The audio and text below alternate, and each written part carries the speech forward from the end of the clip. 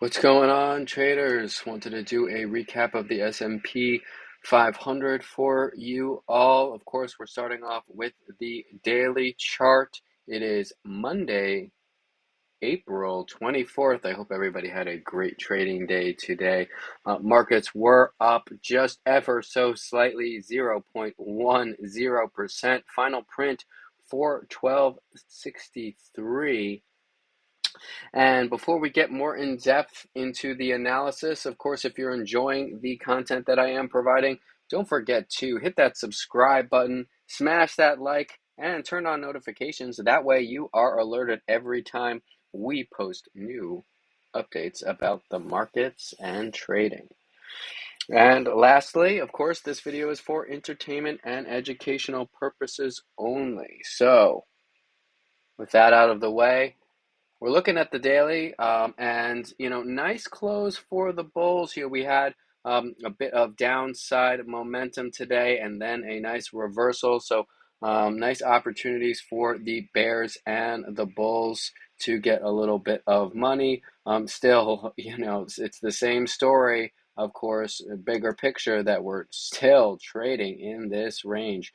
And you know what they say about the longer the consolidation, the bigger the move, and what's going to be the catalyst to get us out of this balance? I'm not sure. Could it be big tech earnings, which we have plenty of this week with Amazon, Meta, Google, Microsoft all reporting, and many other names? Or is it going to be FOMC coming up? It could be one or the other. We are looking at jobless claims as well, but PCE on Friday. But I don't really, I don't put too much weight into those being giant market movers. But either way, we are still going sideways here, just tapping value again, a value area high on the daily. And we still have this overbought, level here on the Momo. So, it is very interesting what's going on. Again, this could be distribution taking place that we're watching in real time, and that's what I'm starting to think. But the bulls just will not give up, and certainly they are trying their very hardest here. We did get a close above the daily 9, so that was an encouraging sign, but really stuck in a rock and a hard place here. And as we continue to move sideways, so we'll try to keep this one pretty short and sweet until there are really new developments in the market, and all the levels have been pretty much spot on and staying the same. So yeah.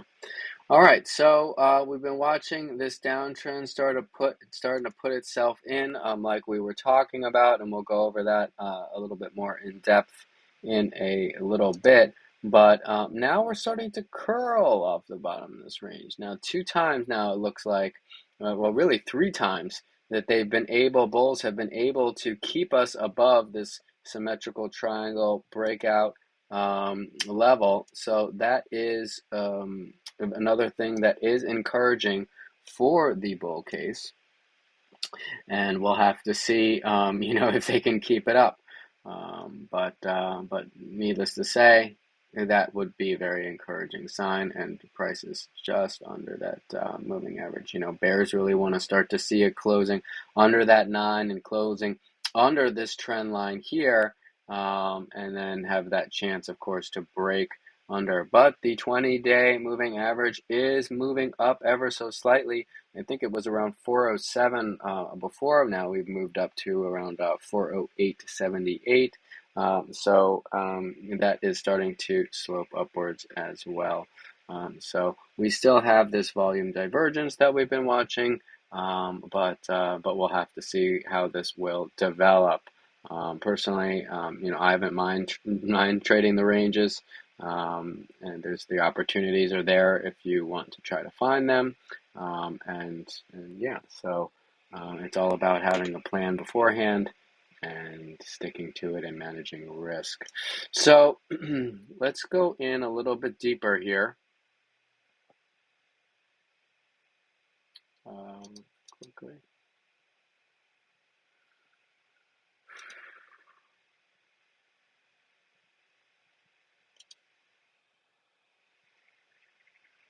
Okay. Now we have been watching this downtrend channel.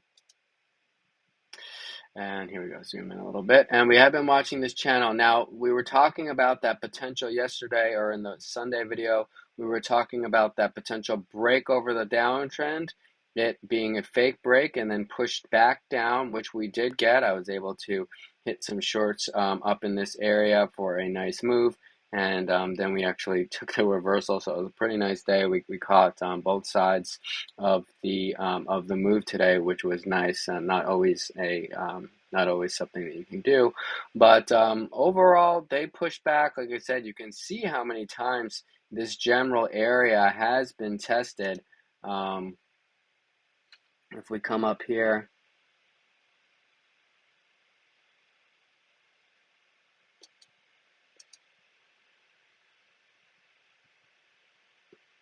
it's going to let me draw my, okay, there we go.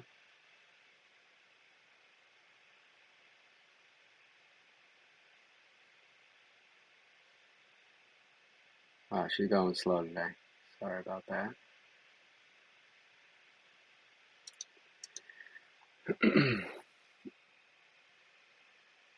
If you can see how many times this has been tested here, just multiple times, this one didn't get there, but multiple times in this whole zone, and just bought back up each time.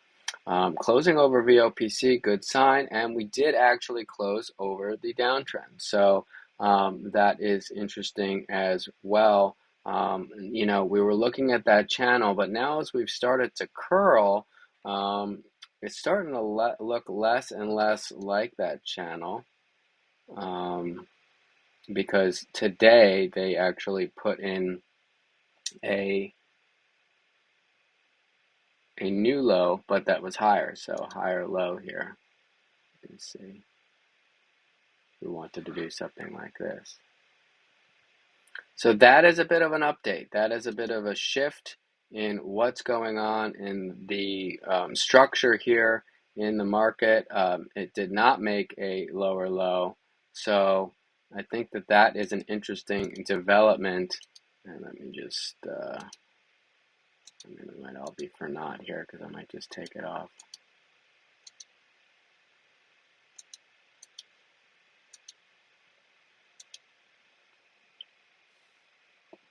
Okay, so we want to pay attention to that that new development right here starting to take place. The other thing that I can point out here is we're starting to look less like that downtrend channel, and now we can start to make a case for maybe a bit of a falling wedge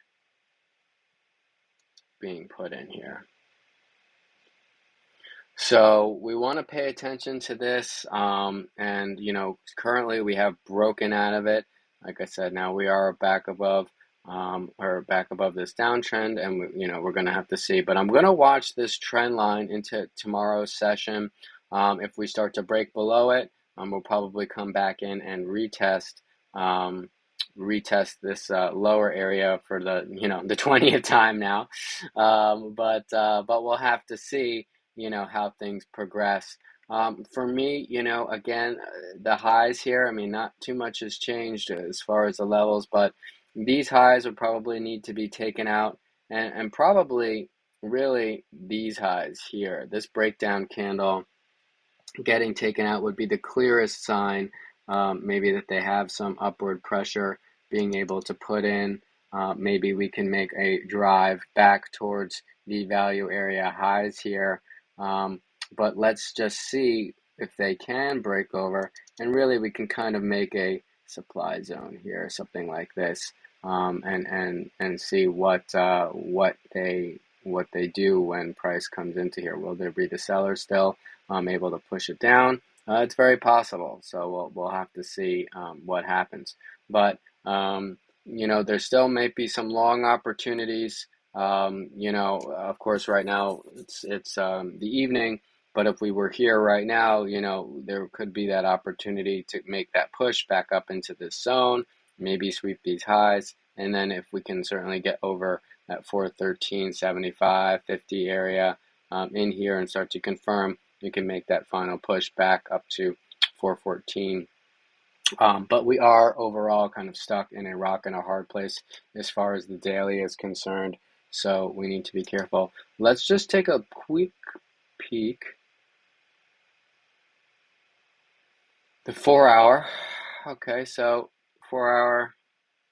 Okay, value right above still. Okay. Not too much, and we're just right above point of control, so not too much to really look at there. And value area high here, coming in with the highs here around 413.70, like we were saying, this big area. So it's going to be tough if we are able to drive up that way again. So we'll have to see how pre-market opens up and what we're looking like in the morning, what Globex does overnight. But we'll have to see. You know, it could be a similar situation where we come up either to test here or test here. Maybe we do make equal highs and kind of double top. I think maybe we break above, but we could see a situation tomorrow where we run to maybe about 11 or 12. Maybe we do come up and test here. Now, this is just all things being equal. If the chart was just like this now, you know, that's all I can say. It might totally shift in the morning. But come up and hit into this area and then fake out and then come back down again. Otherwise, my bear plan would be, you know, if we really start getting back under, and we've got nice confluence here at the POC at 412, right with the 20 here on the hourly. If we start to break that, probably be looking to see some more downside. But if we extend on this trajectory, now we don't know.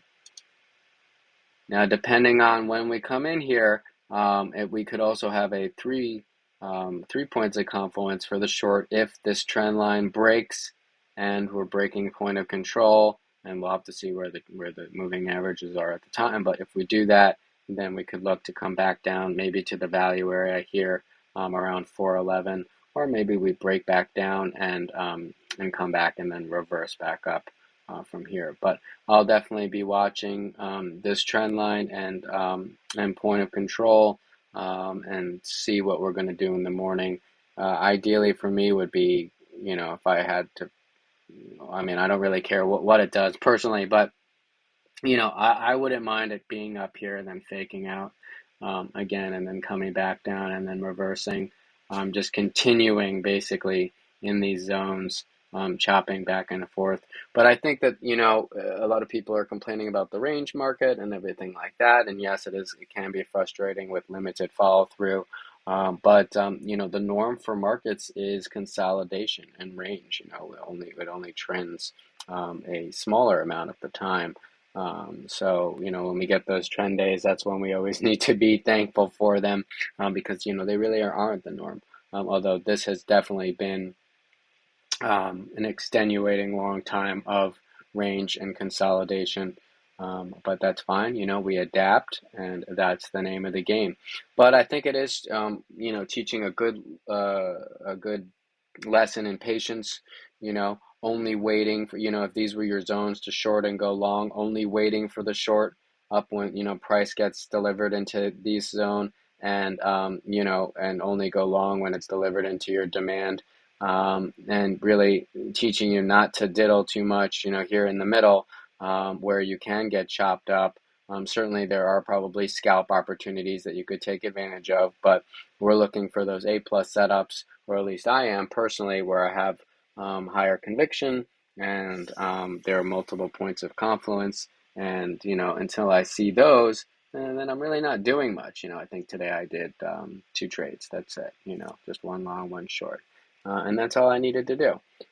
So it is a great lesson being taught in patience, and it's rewarding those who are patient, and it is punishing those who are trying to capture every single wiggle in the market.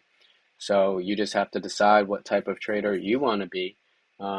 If you want to be, you know, firing off 50 trades in a day, or if you rather just do 2 or 3, and that's it. Maybe only one, or maybe even none, if price delivery is not the most favorable for you, for what kind of setups you like to trade. So I'll be looking at those 2 scenarios for the bull and bear case.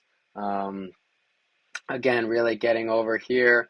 If they really start to confirm, then we can see possibly that push a little bit higher. But I still would be very cautious if we come into these high 413s, and very cautious about longing and very cautious about shorting while we're down here in this 410 area, 411 area, which has been big as well. So just as long as you have your plan for both scenarios on what to do, then you should be okay.